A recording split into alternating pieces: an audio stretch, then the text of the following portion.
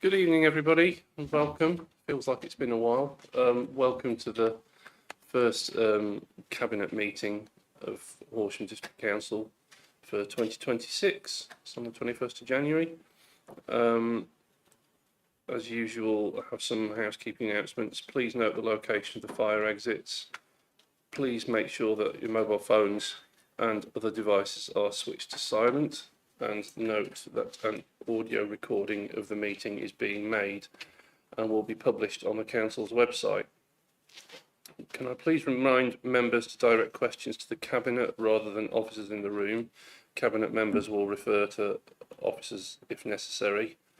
Also, can I remind members present that this is a meeting of the Cabinet, so whilst I am happy to take questions related strictly to the recommendations contained within any reports before us today, this session is not to be treated as a scrutiny session, which has the ability to call for consideration of items of their choosing.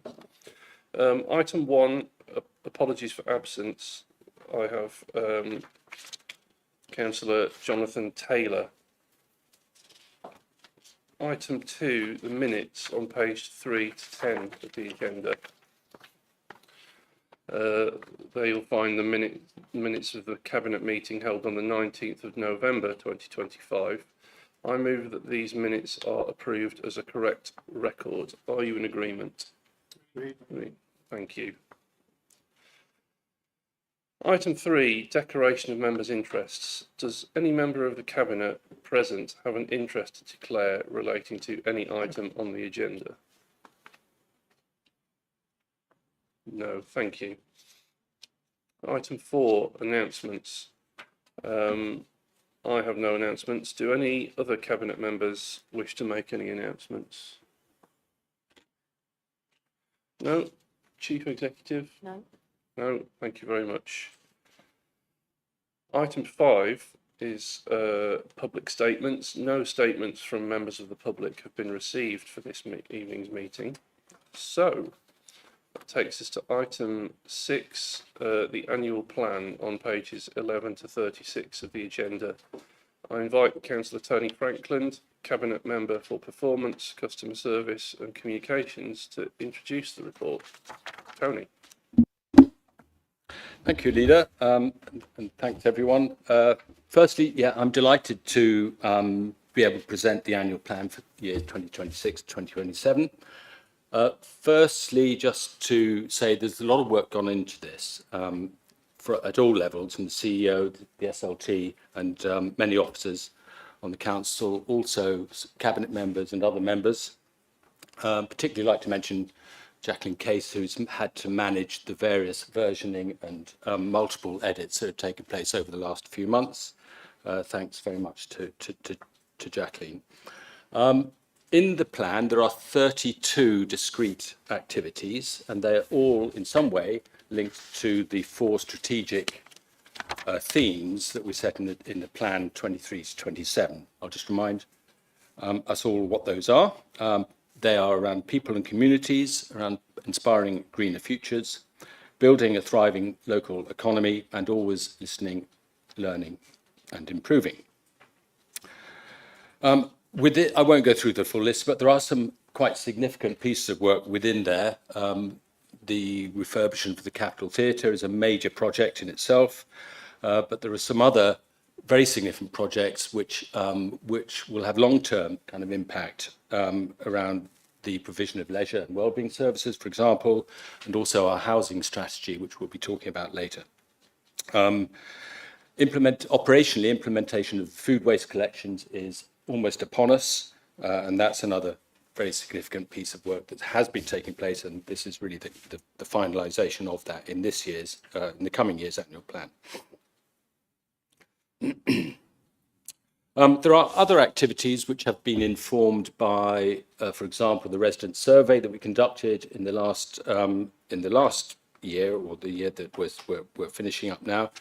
Particularly, I would mention under the theme of working with partners to ensure that our district continues to be a safe place to live and work. And I'd also perhaps draw attention to the investment in other parts of the district, such as Billingshurst, where there's significant investment being initiated in the coming year. We are lucky that the plan has been discussed and scrutinised at not one, but two policy and scrutiny meetings. The first one in November, where there were a very significant number of questions from various members, which has turned out to be very useful. I think I would put them into three sort of categories, key categories that came out. A lot of them boiled down to us needing to provide more clarity and purpose and detail around the activities and outline really what the benefits might be for residents. Concerns or questions were raised around capacity to deliver, which is, of course, always an issue for the operational side of the council to manage on an ongoing basis, and that's really down to the leadership and the management of the organisation to do that, as always. There were also questions around how we organised the budget in a way to be able to support this annual plan. And of course, those two things, the budget and the annual plan, kind of go hand in hand, and they have been developed together over the last few months. And I know my colleague, Councillor Bainham, will be taking us through that later on this evening. We did also run a short consultation with residents, direct with residents, at the end of November and the start of December. We had really a relatively small number of responses. Again, the most useful responses were around the need for more clarity and purpose. What were we specifically going to be doing and why, really, and what the expected outcomes might be.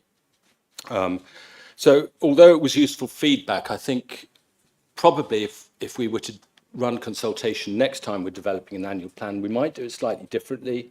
Perhaps not get into the details now, but I think in the future we might engage earlier and perhaps with representatives of across the district to garner more positive, constructive input really to the consultation process rather than the way that we did it this year.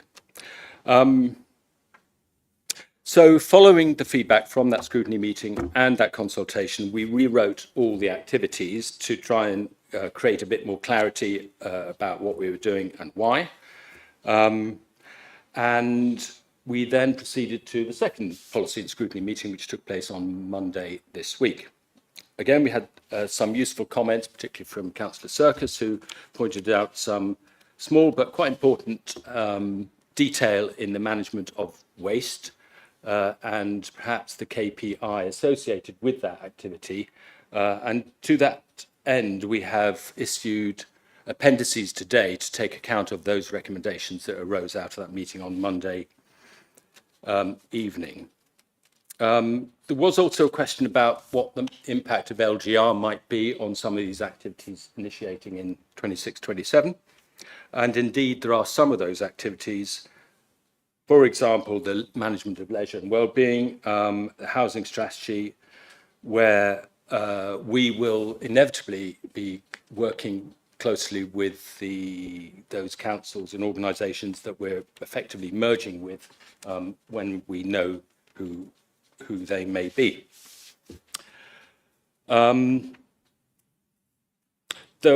One of the other questions was around KPIs, and it pointed out that they're very operational around day-to-day performance rather than perhaps key success factors arising out of the project. And they are operational, but the project management plans for the major projects do all have performance, not just performance, but outcomes measures associated with them and are being tracked as the projects are delivered and beyond that. So in conclusion, I think we've arrived at an ambitious but achievable programme of work for the coming year. And so, following the suggestions put forward at the Policy and Scrutiny meeting on Monday, amended versions of Appendices A and B, the annual plan and key performance indicators, have been attached as addendums to this agenda item. I am therefore altering the recommendation so that the approved annual plan 26-27 incorporates the comments from that said meeting, and the recommendation therefore reads that the Cabinet is recommended to approve the annual plan 26-27 as in the addendum to this report. Thank you. Thanks very much, Tony. And also I'd like to add my thanks to Jacqueline Case for the support on this, as well as everyone else who's contributed. Could I open this item up first for any questions or comments from other members present? Councillor Clark. Thank you, Chairman. I'm glad that the Cabinet member found the overview and scrutiny committees useful and helpful, as he said, and I'm glad that we move things forward in a constructive manner. I look forward to further collaboration in the future and working on these things to tone them and to improve them. Thank you, Councillor Clark. I'm sure we all welcome that. Absolutely, thank you. Councillor Knoll. Thank you, Chairman. I'd just like to add that I welcomed the clarifications that were made at overview and scrutiny and for the increased focus of the plan. The original version, which we looked at the end of last year, was a little bit woolly in areas, and I'm very pleased to have seen it clarified and cleaned up. Thank you. Thank you, Councillor Knoll.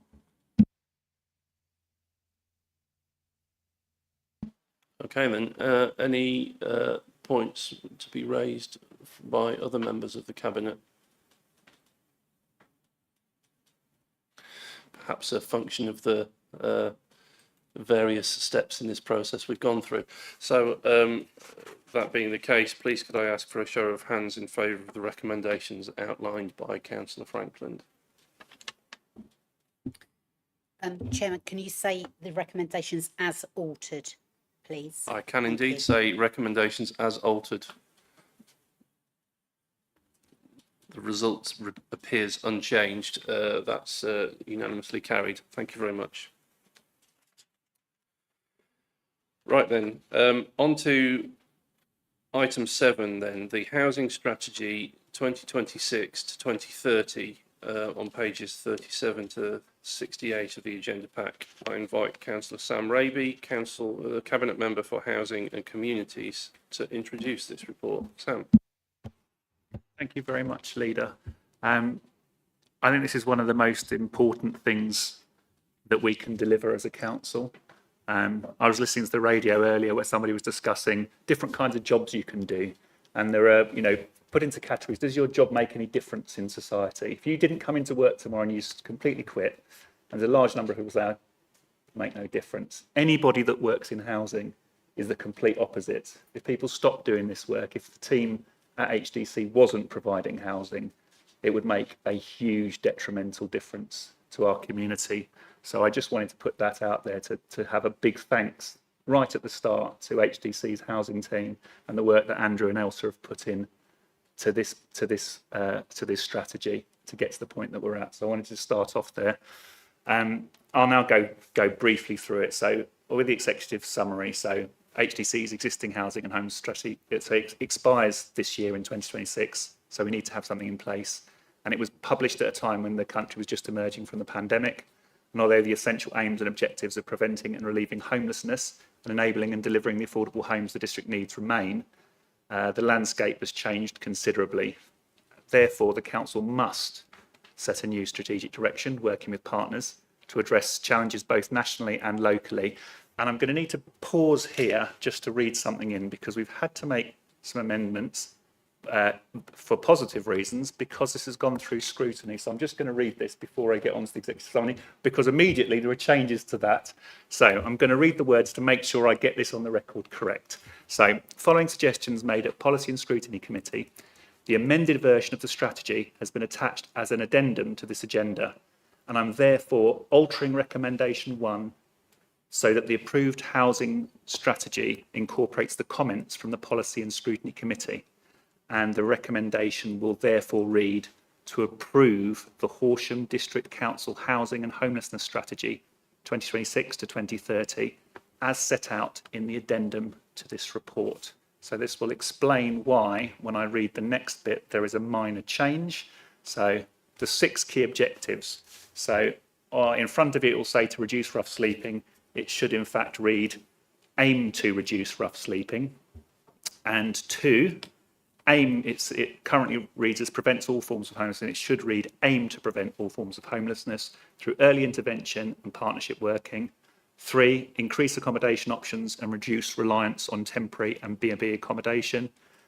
4, maintain an accessible and fair housing register. 5, empower residents to live independently in their homes. And 6, to deliver the number and size of affordable homes that our communities need. And these objectives feed into an action plan.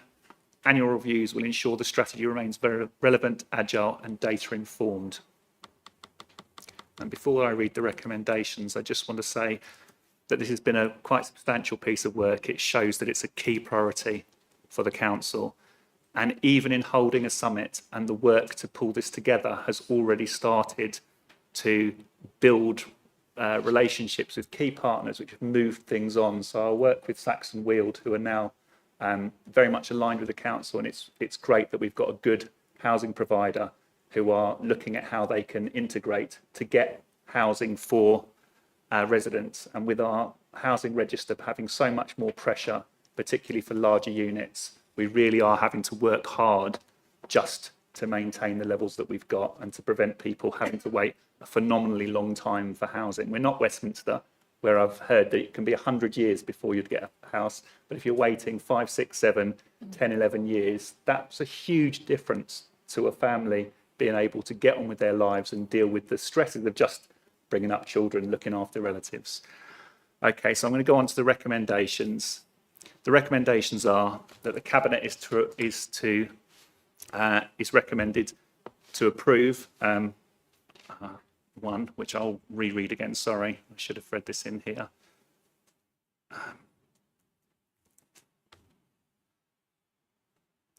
Sorry, I've written it down in case that happened.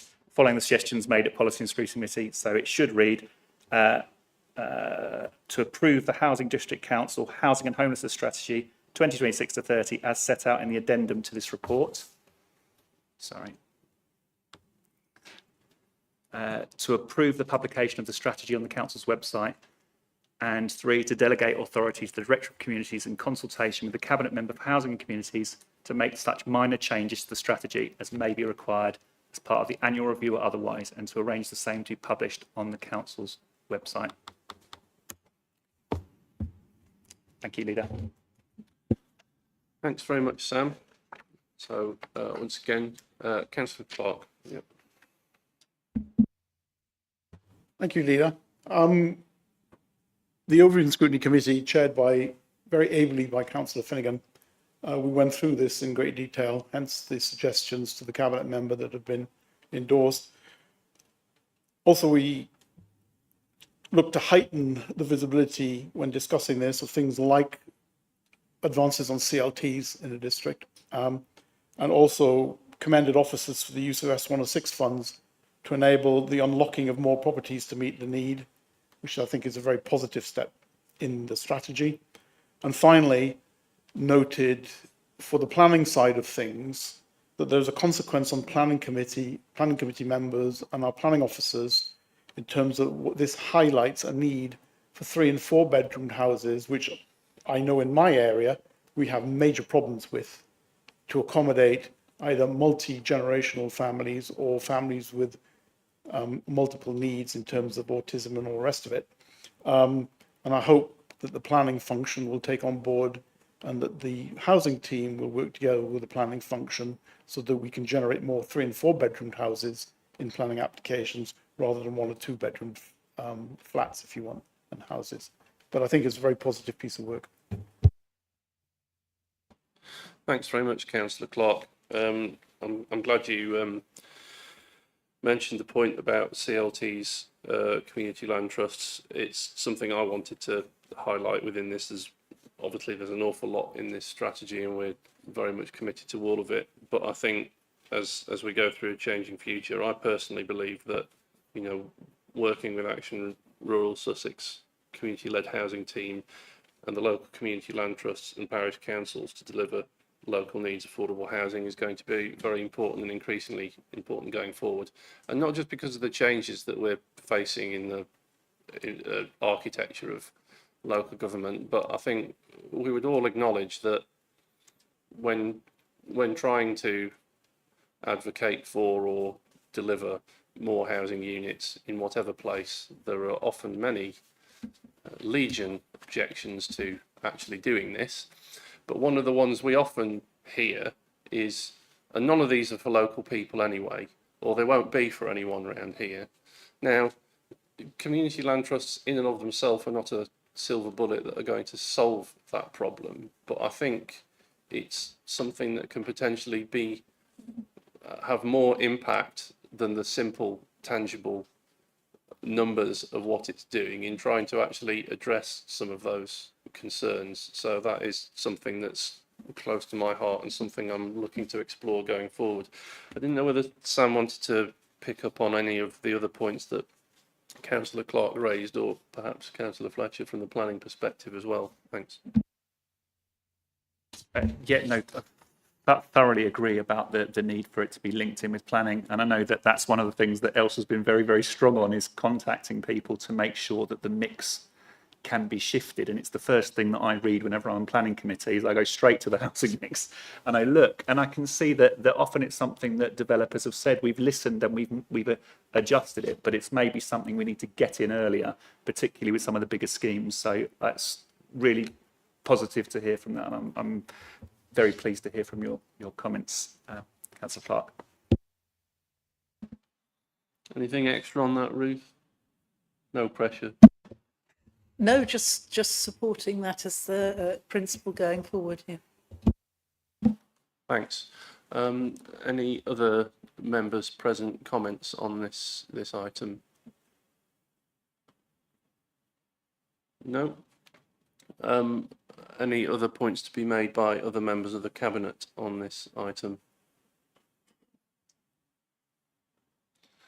Right, well, I've already done mine, but other than to say to thank everyone, both members and officers who've contributed towards this, and also, as I'm sure Andrew would say, that the story doesn't end here, not only in terms of delivery, but also in terms of the fact that this is intended to be that old chestnut, a living document that we return to and review on a regular basis to make sure it keeps it up to date. So I think we've started as we mean to go on, and let's continue with that. So I'll try and get it right this time, Liz. Could I please ask for a show of hands in favour of the recommendations 1 to 3 as altered, please, from the Cabinet? Okay, that's unanimous. Thank you very much, everyone.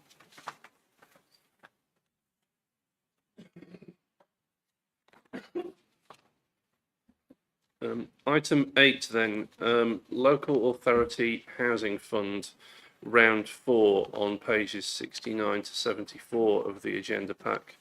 I invite Councillor Mark Bainham, Deputy Leader and Cabinet Member for Finance and Resources, to introduce this item. Thanks.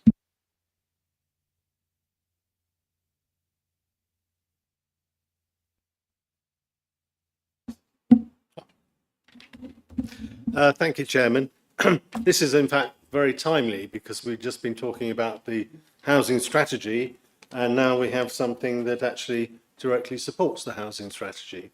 So members will be pretty familiar by now, I think, with the Local Authority Housing Fund, seeing we're now moving into round 4, and we've had rounds 1, 1.5, 2, 3, 4, a number of ones before. Anyway, back in November, we were invited by the government to express interest in bidding for funds from the round 4 of the fund. And in response to our positive reply, the government has provided an indicative funding allocation of £815,000, which will be put towards 2 temporary accommodation units to assist those who are homeless, 1 resettlement unit and 1 large resettlement unit to support the government's obligations to provide safe and suitable housing to those fleeing Afghanistan under the Afghan resettlement programme. This investment will provide local authorities with lasting affordable housing assets for the future. If we don't spend the money, then it is returnable to the government. I'm clearly in favour of this. We've been very much in favour of previous iterations of the Housing Fund. Not only does it increase our stock, but it also it provides an investment income, so there's a payback for it over the longer term. And of course, the government is paying for a considerable part of the sum. So it's a good financial as well as a social deal for us. And on that basis, I would recommend that, subject to council approval of capital spend of 1.804 million and £5,067 of revenue income and expenditure at its budget meeting on the 23rd of February, Cabinet's recommended to proceed with the application for and receipt of the grant allocation of the council to provide or facilitate the provision of 2 temporary accommodation homes, 1 resettlement home and 1 large resettlement home. And to approve the acquisition by Horsham District Council of up to 4 properties using the funds earmarked for this initiative, provided that any such acquisitions are undertaken in consultation with the Cabinet Member for Finance and Resources, myself, and the Cabinet Member for Housing and Communities, Councillor Raby. Thank you.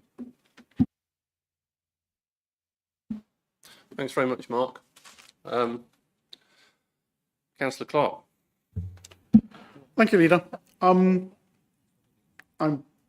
As the other rounds have been very supportive of this. They tend to get bigger as they go along. I think my only comment is it's a good idea to go ahead with this. It ties in with the strategy, and if the government is willing to bung us some money, what's not to like?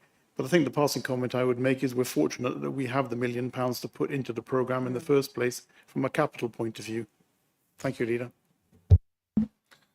Noted, Councillor Clark, and I agree with you on that. Any other points from other members present?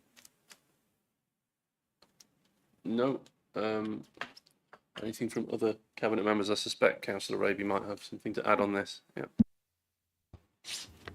I think, well, fundamentally, if it's providing good quality temporary accommodation, and one of our objectives that we've just agreed to is to reduce reliance on B&B, one more temporary is probably one less or one fewer family in B&B accommodation, which is one of the best things we can possibly do. So, I mean, if we could get more of these and we had more reserves to be able to do it and more government funding, well, there'd be no limit to how much we'd do this. So, yeah, I thoroughly support this.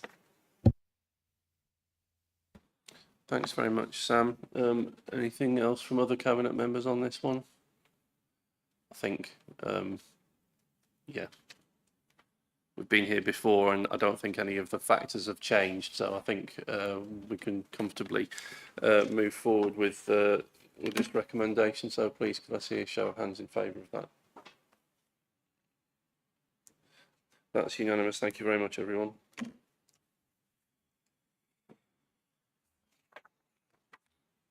Right, item 9, refurbishment and leasing of the property on pages 75 to 86. In the absence of the Cabinet Member for Enterprise and Property this evening, I'll introduce the report. Please note that there has been a duplication in relation to the budget request for this item. As there has been budget provided in the capital programme at item 10, Cabinet will only be required to vote on recommendations 1 to 4 and will not be required to vote on recommendations 1 and 2 to full council, and I therefore amend the recommendations to provide for this.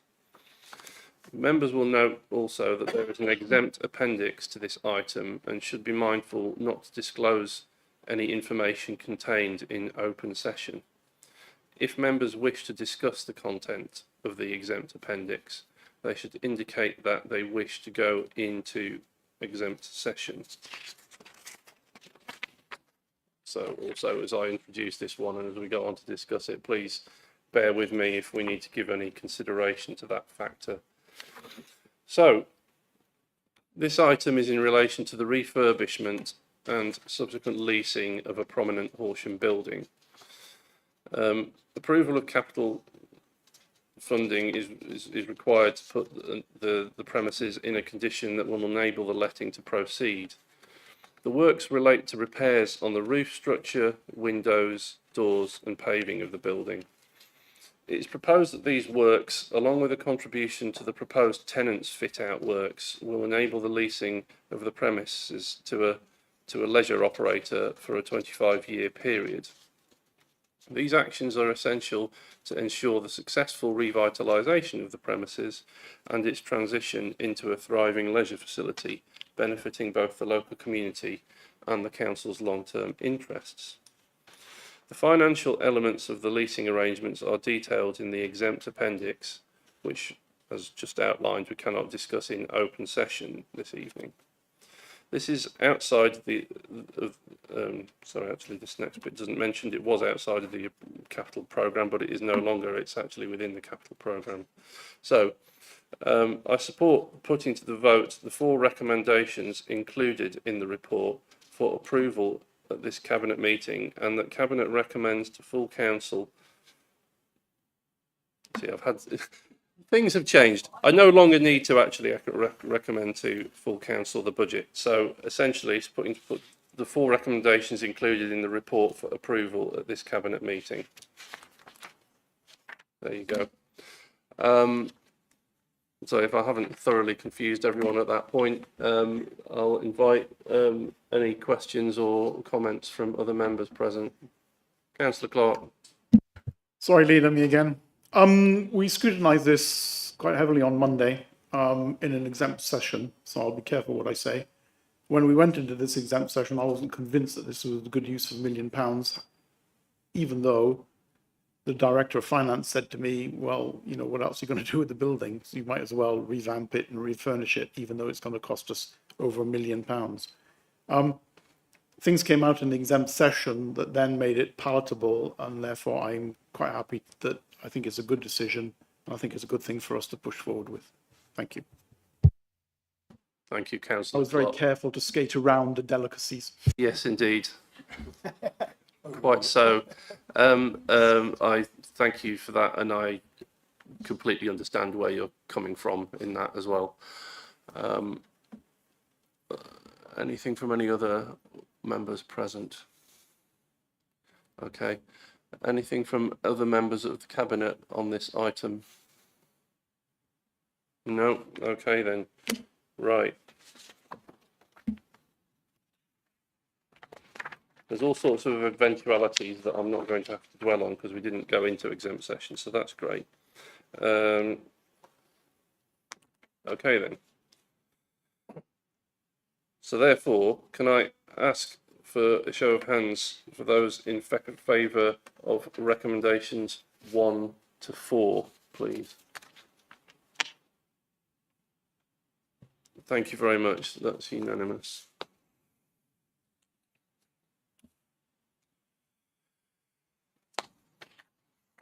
Right then, item 10, 2026-27 budget and medium-term financial strategy, 2027 to 2030, on pages 87 to 188 of the agenda pack. And if that wasn't enough numbers to start with, I'm sure there's more coming shortly.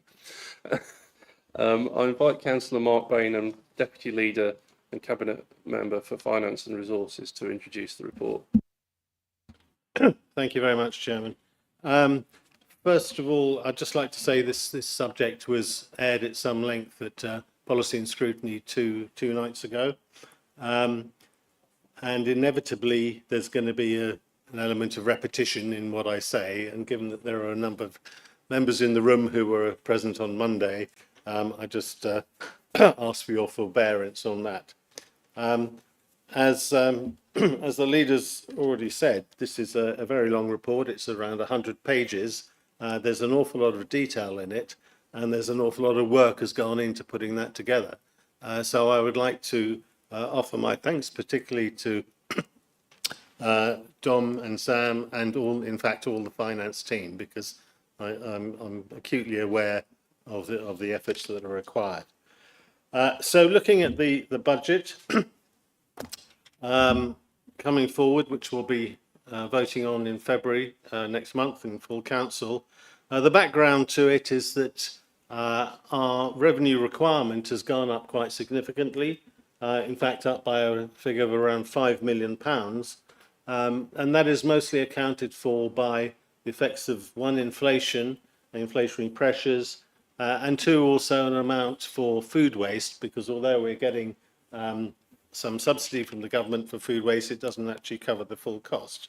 But it's, we're looking at a revenue requirement that's 25% above last year, and that's quite a lot of cash.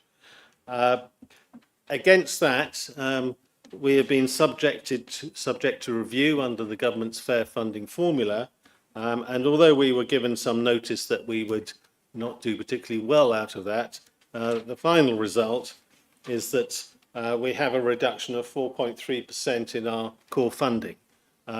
That's not a reduction of 4.3% in the money the government gives us, because what they do is they take account of all our income from all sources, council tax, fees, charges, and they add all together. They assume that the council tax is raised by the maximum amount permissible, and then they take 4.3% off that, and that's the amount of money, which is about £1 million, which they then cut from the grant that they give us. So their actual cut is much more than 4.3%. In terms of how that fits in the national picture, there are about 60, 70 councils who have been, I wouldn't like to say targeted, but identified under the fair funding formula as essentially not as worthy of funding as some others. And out of that 60 or so, we are the 7th highest on the list. So there's only 6 other councils that have had a bigger reduction than us in percentage terms. Okay, so what are the headlines of the report? I'd say it's 100 pages. I'm not going to go through 100 pages of items, which I'm sure you'll be thankful for. But we've done our calculations, and based on that, I'm going to be recommending an increase in council tax of 2.94%, which is not quite the maximum. Not far off it, but it's not the maximum that we could have done. The effects on the medium-term financial strategy, which is our revenue position going over the next 5 years, actually our position is not too bad. So for this coming year, we have we won't be in deficit. Our projection for the following year is also no deficit. And then for the third year, well, the 2 years takes us to the end of HDC. Then we'll have 1 year into the unitary. And in that year, our projection is a pretty small deficit. So it's around about 200 and something thousand pounds, which I'm sure we'll be able to make that up. For the year after that, things become more uncertain because we reach the cliff edge. We reach the end of the 3-year settlement, and we honestly don't know what will happen after that. But I can only reasonably look ahead for the next 3, because what will happen in 4 years' time, anybody can tell. Well, and nobody can tell, actually. So the council tax, just in terms of what that means for residents, that's for a Band E property, that's an increase of £5.15 for the year. There will be additional charge paid by those members, those people living in the unparished area, because although we are going to freeze the special charge at its current rate, they will of course be subject to a precept from the sort of the nascent count or the shadow town council, which will amount to £15.26, and that money is there to cover the administrative costs around the setting up of the town council, and the main item being the employment of an interim clerk. So those are the things. Those are the ones that will catch the public's eye. It's really the council tax, how much more they'll be paying. In fees and charges, there's not a lot of change to fees and charges. One notable one is on garden waste collection, where the subscription will go up by £5 a year in our recommendation. Other than that, if you go through the schedule of charges in the appendices, you'll basically note that this year is pretty much the same as last year in almost every case. There is one thing I should say at this point. So at the last cabinet meeting, which was in November, the cabinet approved a recommendation to continue our membership of the West Sussex Business Rates Pool, but with the proviso that we would delegate to the director of resources the opportunity or the decision to withdraw from the pool if the sums didn't add up in our favour.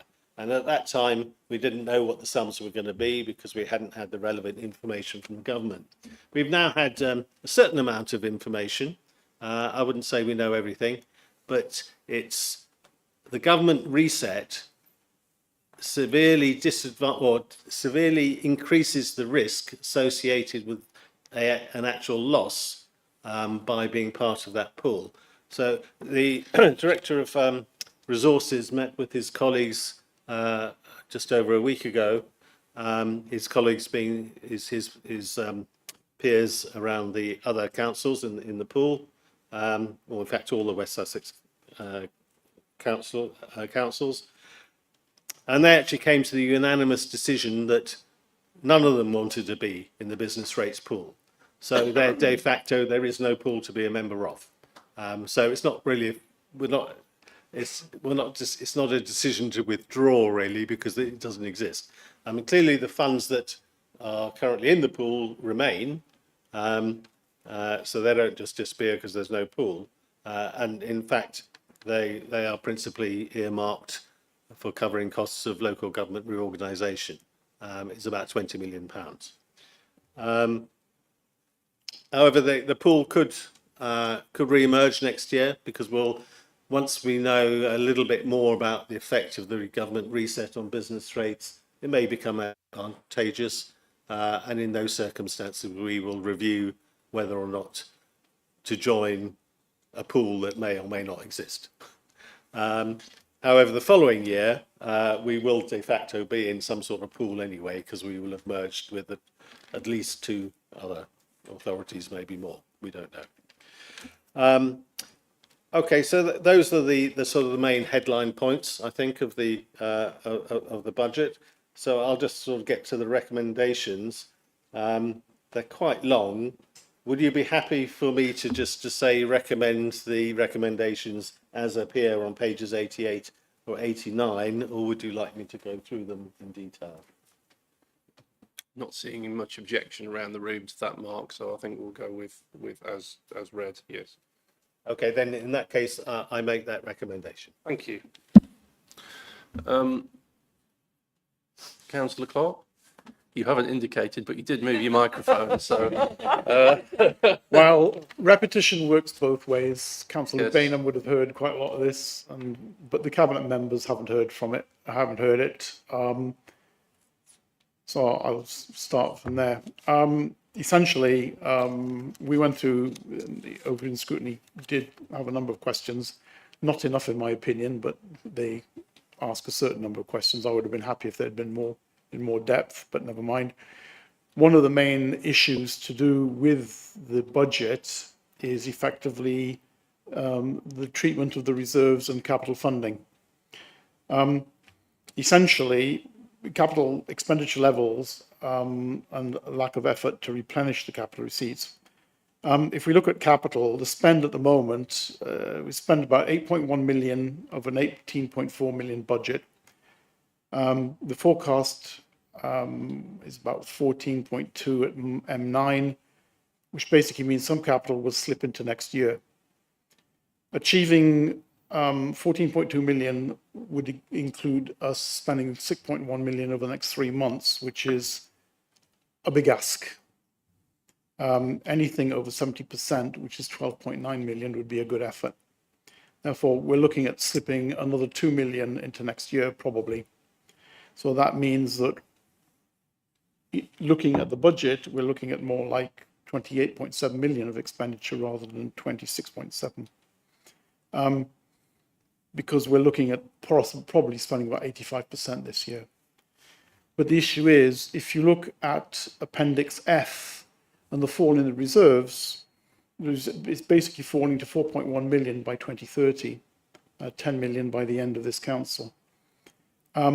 If you look at Appendix EI Para 4 and look at asset disposals and capital receipts, basically there is very little coming in to sort of boost the capital and preserve at least some of the reserves. Now, some people will say, well, what's the point? The point is we don't want to set up a new unitary to fail, do we? So there is a balance here. And when I looked essentially at the annual plan and identified in it, in the Inspiring Greener Futures, item 3, bullet 5, a plot of land that is valued at 1.4 million, possibly being given over in violation of the policy in terms of disposal of assets for £0 or for £1, when that could in fact go into the capital receipts, causes a certain amount of disquiet. And we did raise this several times, and the cabinet member is well aware of this. But there are other items that we could dispose of to boost the capital receipts, such as a running track and other pieces of land as well, which doesn't seem to have featured either in the report from the from Liz Williams, the property manager, or indeed in the financial planning looking forward in terms of the MTFS, which does cause some concern. So that was basically the main issues that we had with the budget. The rest of it it's fairly vanilla, actually. It's fairly standard stuff most times. And I'm also pleased the confirmation that there is money in there for the neighbourhood plans, because the feedback we're getting on neighbourhood plans is that we're going to have to do them again pretty soon. So we would need to help the parishes. So those were the comments mostly from the overview and scrutiny, looking at the disposal and the trajectory of the capital reserves, and not wanting to set up the new unitary to fail, plus disposal of other assets. Inconsistency in policy and disposal of assets, because we've not done that for other assets that some parishes would like. Thank you, Leader. Thanks very much, Councillor Clark. I'll come to Mark in a moment. I'm aware of the particular piece of land that you're referring to. I won't go into a long debate about it right now, but all I would say is there are very specific factors and considerations in respect of that individual item. I think I don't want to set up the new unitary to fail, and I wouldn't do anything and advocate anything of the kind. And what I say now is in no way aimed at you, because I understand exactly where you're coming from. However, I do remember a scrutiny committee earlier in the LGR process when we were coming forward with capital programmes, and the scrutiny committee saying to us, you're not spending anywhere near enough of the reserves. So I appreciate what you say when you say that there is a balance to be struck here, because there is a balance to be struck. Yeah, I think probably, but I'm taking on board what you're saying, Councillor Clark, and I think I'll allow Mark to respond any further if he sees fit. Sorry, Leader, if I could just come back.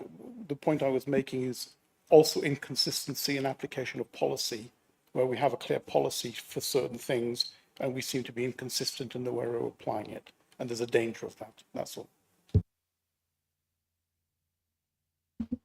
Yeah, just to address the issue of reserves in general, I think we have to consider, one, that they were built up over a number of years, essentially from the from the revenue support grant, or what it was called in previous guises.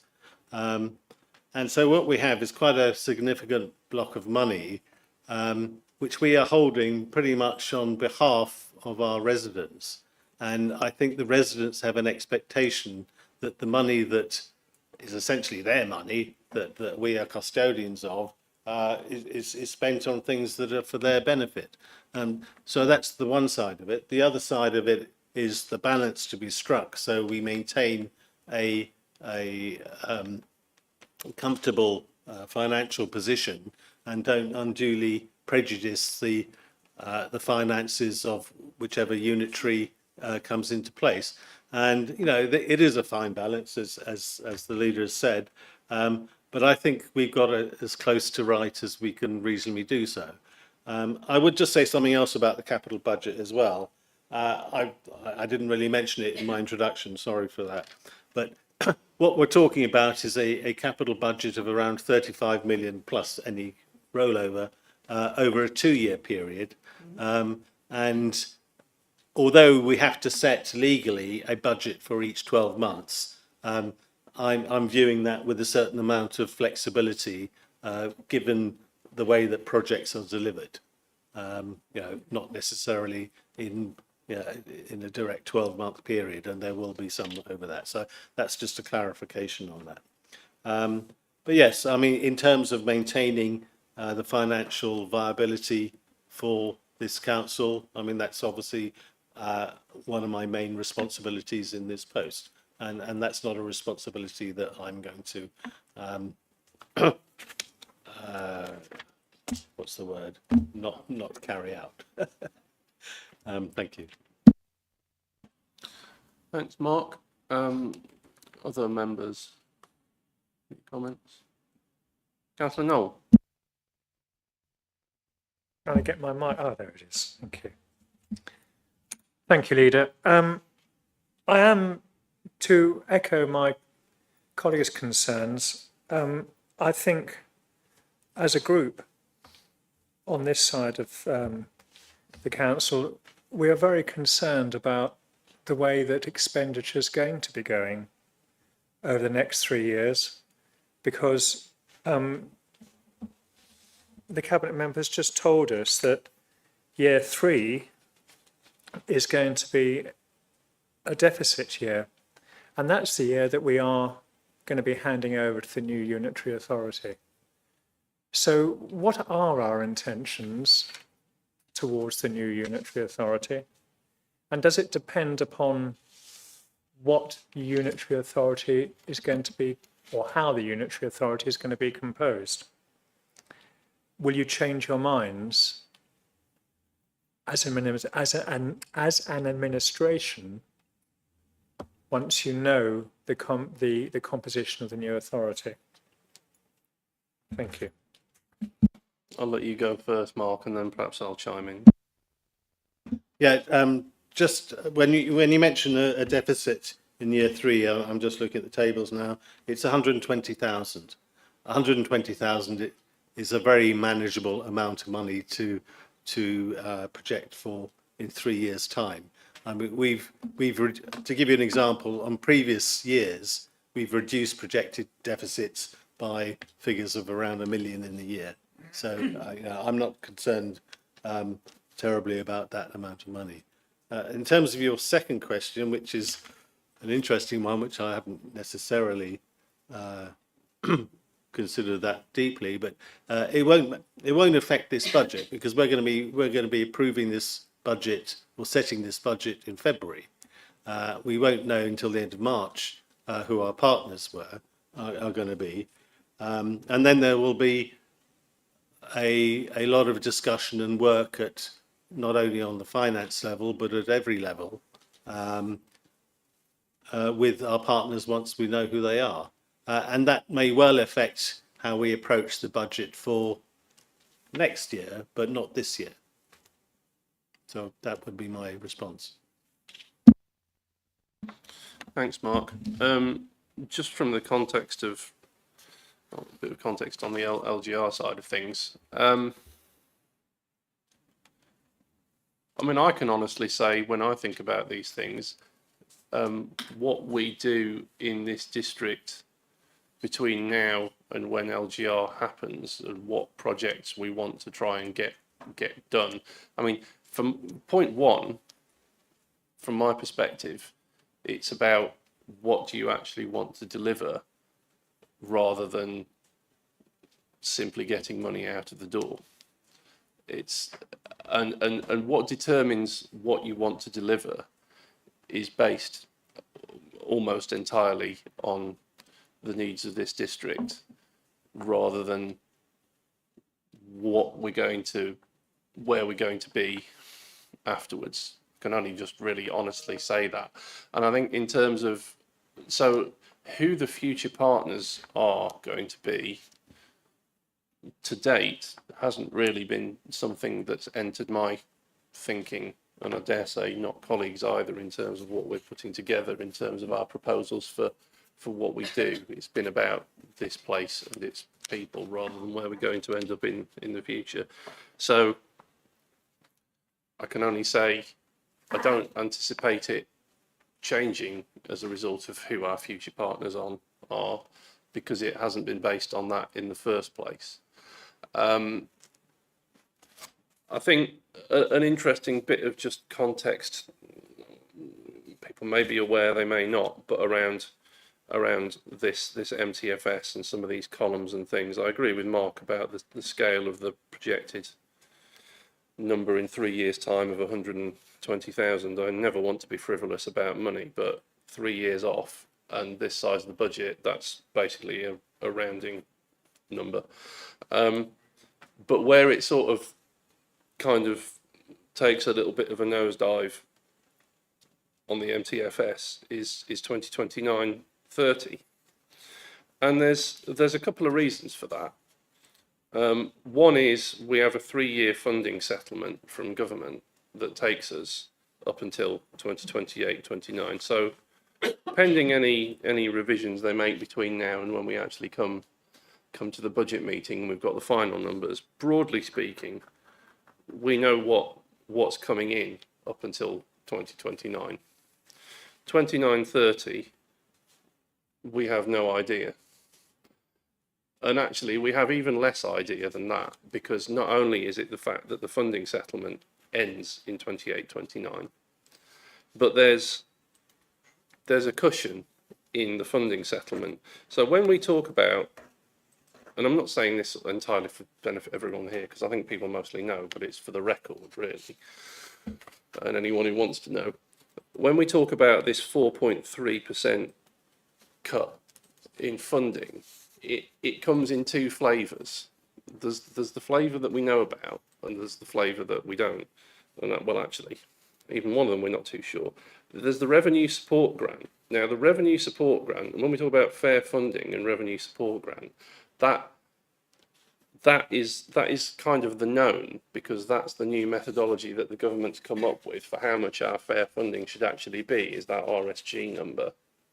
I don't actually know how they've calculated it, and I'd love to know a bit more, really, because I'm pretty sure we'd like to be able to challenge some of the assumptions on which it's based, because they don't know our area like we know our area. But it's the transitional protection number, which is what takes us, the missing piece between what we get in RSG and what takes us to only the 4.3% cut, is that transitional protection. And in 28-29, that number is £3.4 million, which we can only assume is just going to disappear in terms of our funding.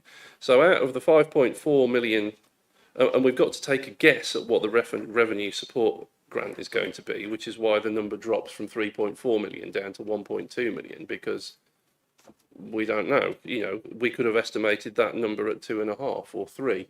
1.2 is a conservative estimate. Pardon the pun. So basically, that around about, I've just told you exactly where that 5.4 million deficit comes from. Is that what's actually going to happen in the future? Well, no. Um, forecasts are always wrong. The question is by how much and for what reason.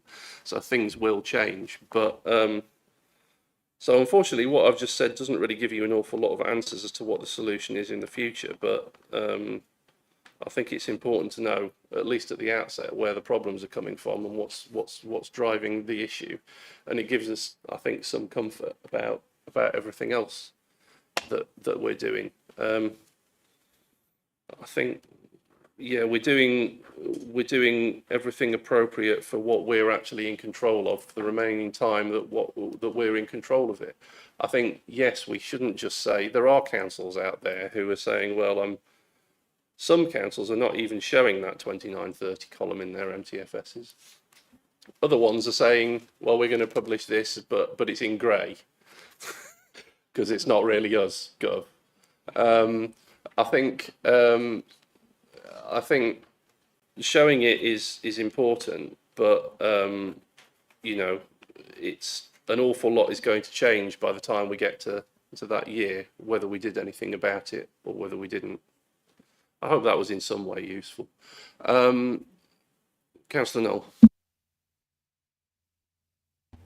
Thank you, Leader. I think I'm going to stand back now and reserve this conversation until this time next year and see where we are. Or 29. Councillor Croker. Thank you, Leader. If it gives the Cabinet Member for Finance any comfort, I think at this end of the room, we're quite confident, wrong word. Comfortable, thank you. We're quite comfortable with his approach to capital retention. Thank you.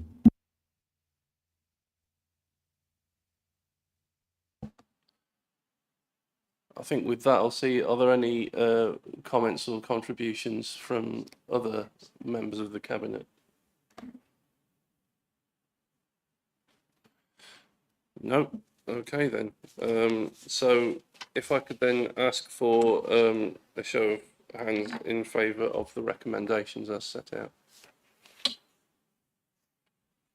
That's unanimous. Thank you very much.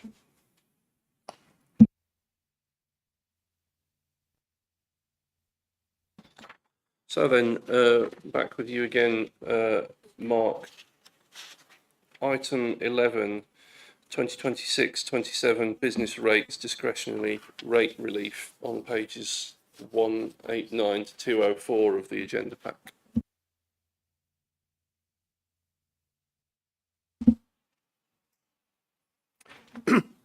Thank you again. So every year we have to make a decision on what we do about business rates discretionary relief.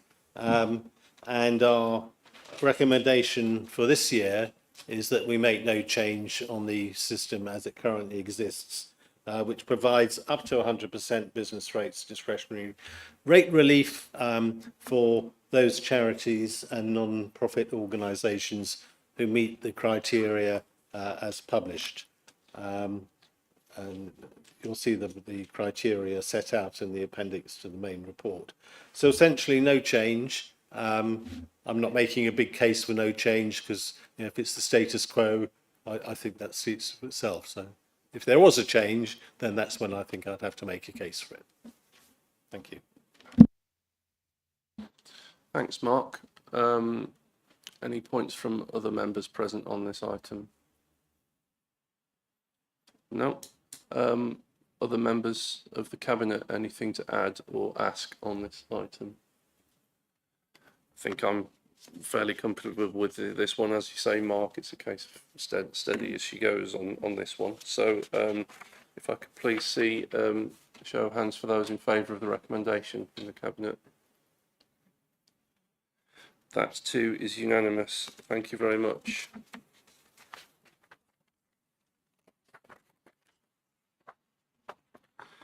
Item 12 is the forward plan. This item is for noting. Does any member of the Cabinet have anything to say on this item?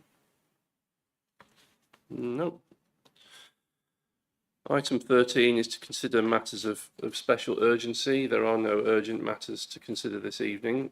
I therefore close this meeting and thank you all very much for your time and your contributions. Have a pleasant evening.